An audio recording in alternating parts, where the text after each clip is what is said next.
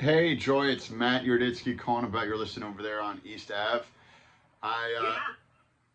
tried to get a hold of you last week. I was just wondering, is it tenant occupied or No, you can just go ahead and schedule.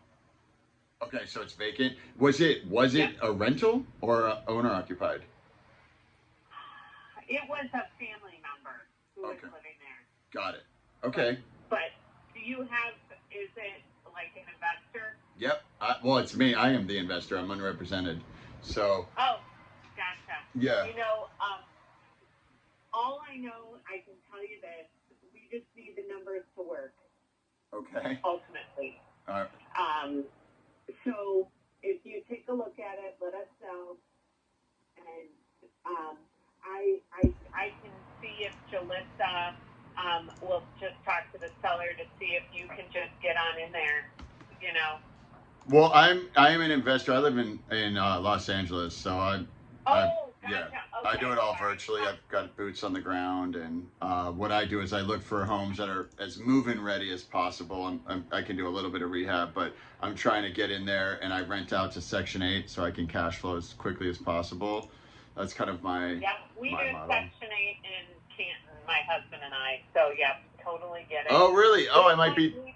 How is it there? I have an opportunity to do a seller finance deal, and I really only look at Akron and Cleveland, but this one came up in Canton, and I don't know a whole lot about Canton. You guys do pretty well there. Yeah, that's what we do. We actually, I mean, my husband keeps saying, we're done, we're done. And he's buying properties. I'm like, stop it. We don't need to grow anymore. We're in our 50s and we don't care. You Right, know, right. when you get enough that it's like, no, like How many do you have? How many doors do you have? 145, Holy crap! all in Canton, pretty much. And it's all Section 8. 70%. Wow, you just kind of blew my mind. I want to be like you when I grow up. That is awesome. Yeah, well, and all his brothers do it too, and we're all, like our name is known in the Canton area because all the brothers have them, and but yet it's like how much is enough, and it's like, but then people keep saying, they keep saying, oh, will you take this one off our Right, hands, and right, it's the systems are in place, and right. it's like I don't want anymore. When you have deals dropping in your lap, it's too damn tempting to say no. I mean, half the game is finding the deal. If they're just showing up at your front door, obviously your husband can't say no. I know, and it's one of those things where, well, it's like, we're in our 50s. Like, Right. if our kids don't want them, like, we're going to have to be selling them then in like 10, 15, 20 years, Yeah. So, yeah. So yeah. But you in California, yeah, Cleveland, Akron, Canton market is a great Yeah. spot. You know, the numbers work because we go to landlording conventions. There's MrLandlord.com. We've been to Mr. Landlord. I don't know if you've ever heard of him, but No, no, I haven't. yeah, and Apartment Mentors is another one that we hang out with all these people from all over the U.S. and they're like, man, you can't get the numbers to work, and they're like, how can those numbers work? I'm like, they do. You get good cash flow out of Cleveland, Akron, Canton. Yeah, and that's what I don't even look for appreciation. I'm just looking for straight cash flow. I don't plan on selling. It's just buy and hold and rent to Section 8. I mean, that's my whole strategy. So, And um, that's what we do, 70%. So yeah. what's the worst situation you've had with the Section 8 tenant? Because everyone just says they're a bunch of crackheads and they're going to destroy your property and burn the place down. So what? No, you know what? Like, you just plan on things being destroyed, and you're not frustrated. Right. I've read some books on Section 8. Do you take out the washer dryer? Do you take out the ceiling fans? Do you take out the garbage disposal? Yep. Yeah, okay.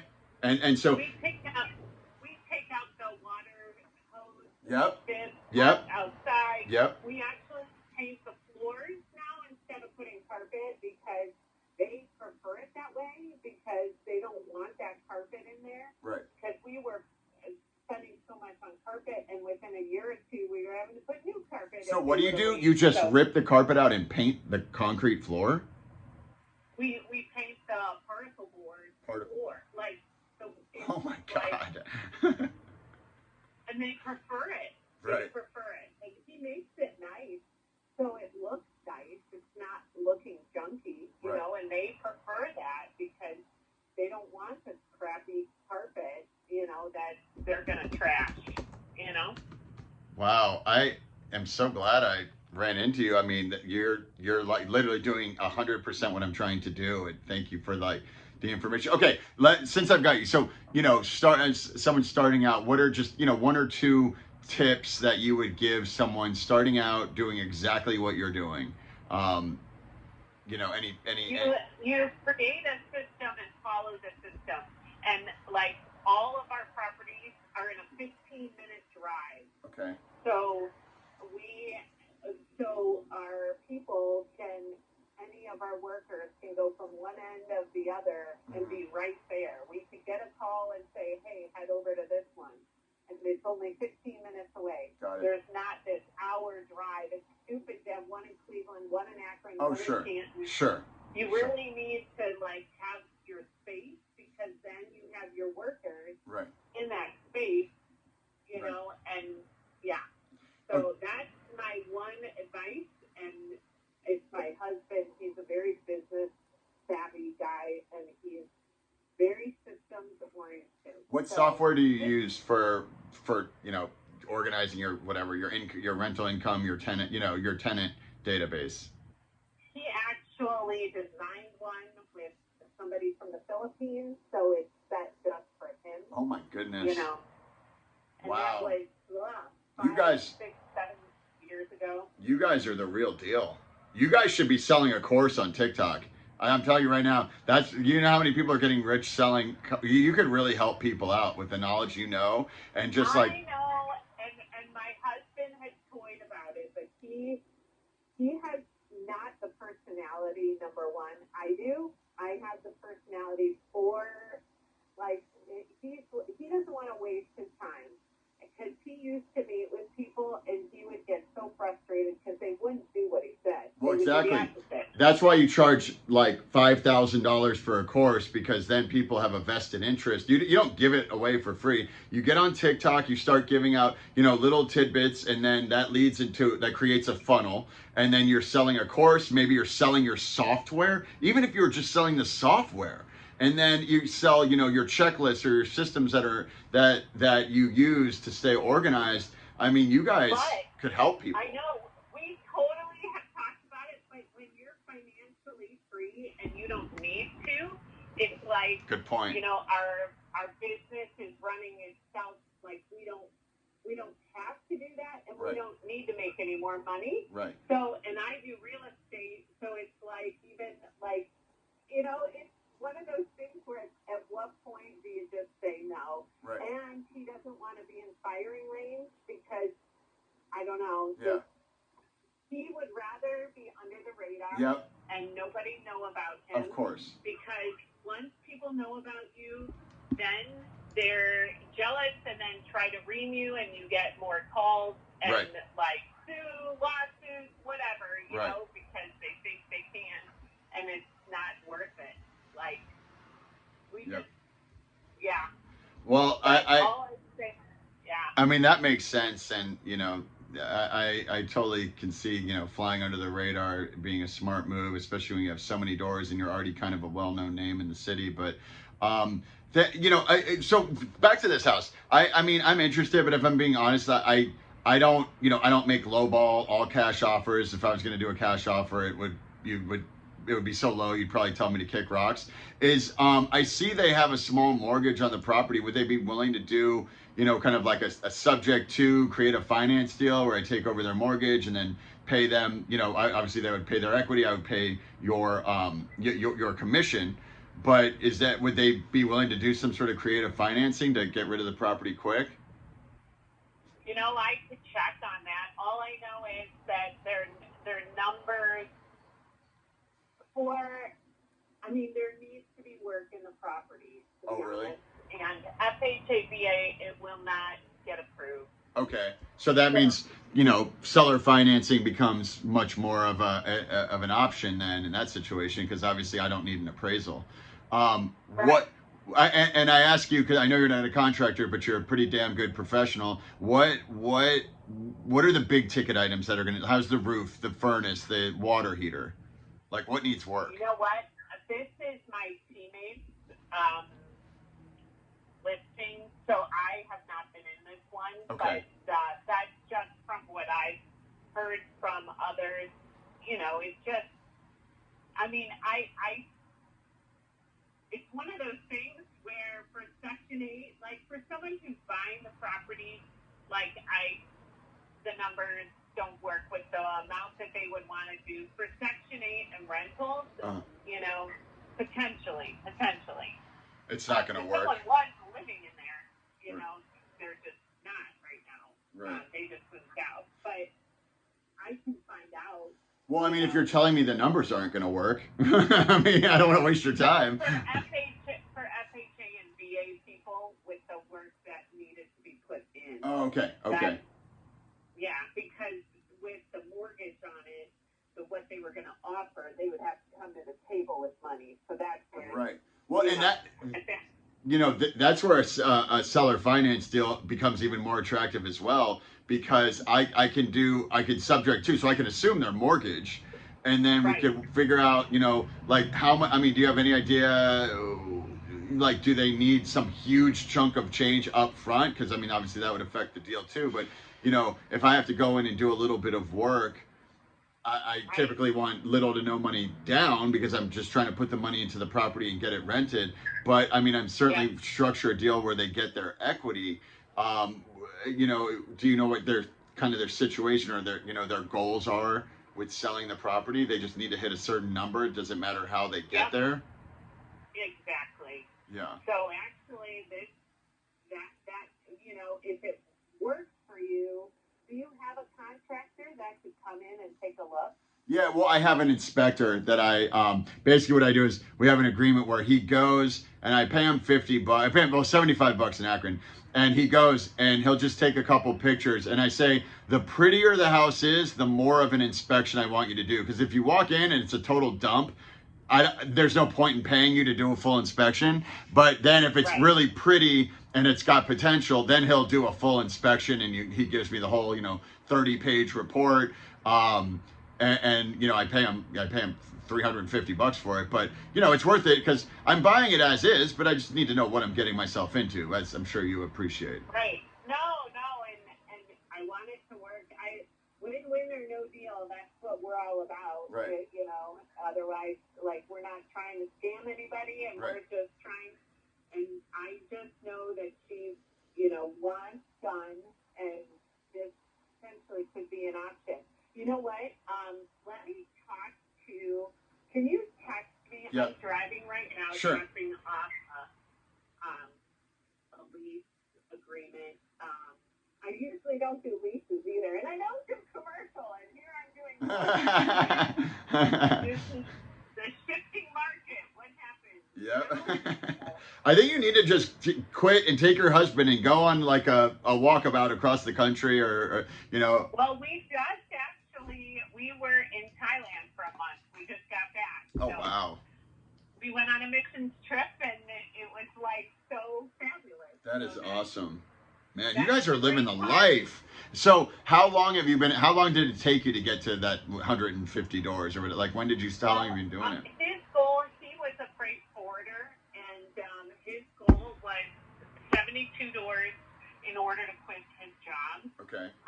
Because he was a freight forwarder corporate guy, and he's like, So he was building up properties in a 7-year time frame while he was working full time, and he would just, he got a home equity line on our house, you know, and it's so, you know, we're like, worst case scenario, we lose our house and live in one of the rentals. Yep.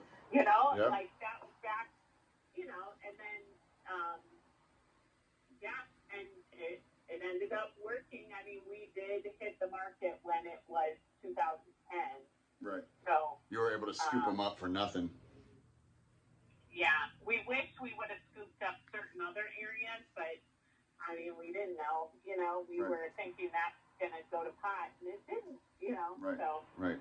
yeah. Oh man, so good. So I mean, typically I would like, you know, email you a couple different options of what I would offer, but because I don't really have any idea of what the mortgage situation is and you're so experienced, I'll just kind of let you talk to them and feel it out, and then you tell me what'll work, and I can try to structure the deal according to their needs. Do you think that makes more sense?